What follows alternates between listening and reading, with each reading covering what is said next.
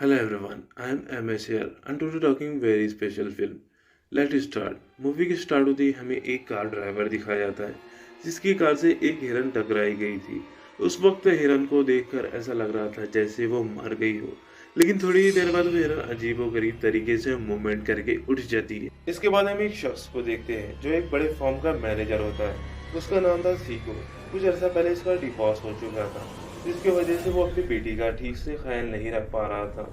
Next day उसकी बेटी का बर्थडे होता है। अपने बर्थडे पर उसकी बेटी जिद करती है कि वो उसकी मदद से मिलवाने बुसान ले जाए। वो अपनी बेटी की बात पर एग्री हो जाता है और दोनों बाप बेटी बुसान के लिए चल पड़ते हैं।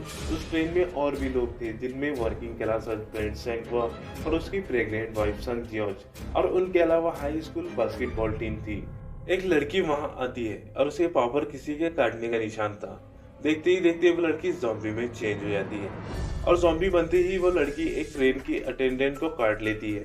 उसके काटते ही वो लड़की भी ज़ॉम्बी में बदल जाती है।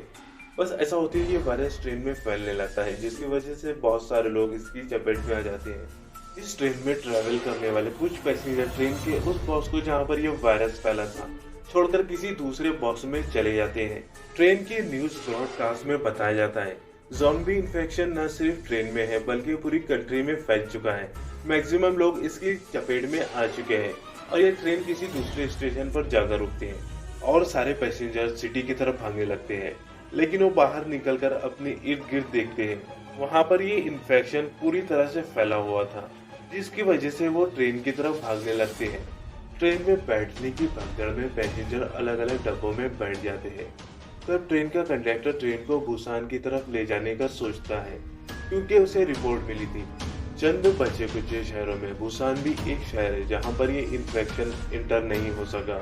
सीकवो, सेंगवा और यंगू ट्रेन में रास्ते ढूंढते हुए मिलते हैं, बाकी पैसेंजर से भी मिलते हैं और ये 6 के 6 लोग मिलकर ट्रेन के अगले वाले डिब्बे में जाने की कोशिश करते हैं। उनकी एक कोशिश से बहुत सारे ज़ॉम्बी से बचना पड़ता है। अगले वाले डब्बे में और भी लोग थे जो जहाँ पर सेफ थे और ये 6 लोग मुश्किल से किसी न किसी तरह से पहुंच ही जाते हैं। तो सेल्फी सीओ यंगू उन्हें अंदर आने नहीं देता। उसका मानना था कि ये 6 लोग भी इन्फेक्शन का शिकार हो चुके हैं और वो लोगों को भड़काता है और सब पैसेंजर उसकी बात में आकर लोगों को अंदर आने नहीं देते।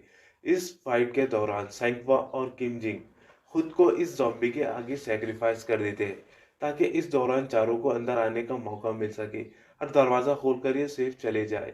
अंदर आने के बाद सीईओ इन चारों को चैम्बर में आइसोलेट करता है ताकि अगर ये इन्फेक्शन का शिकार हो चुके हो तो बाकी लोग इन्फेक्शन से बच सके।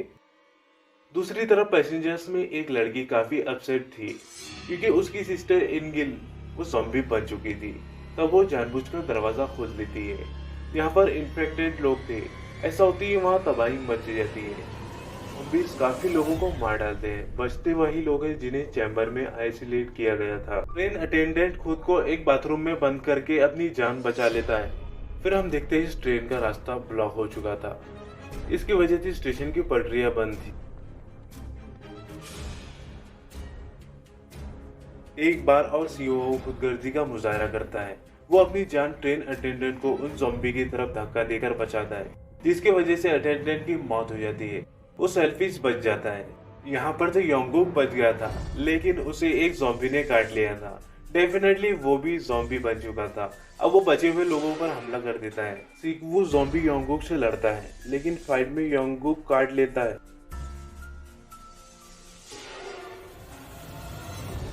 सीकवो यहाँ पर समझ जाता है अब क्योंकि ज़ॉम्बी ने उसे काट लिया था तो अनकरीब वो भी ज़ॉम्बी में बदलने वाला है। ये सोचकर वो अपनी बेटी सियोंग से इंजन वाले रूम में मिलने जाता है। जाहिर है सीकवो ने ज़ॉम्बी बन जाना था।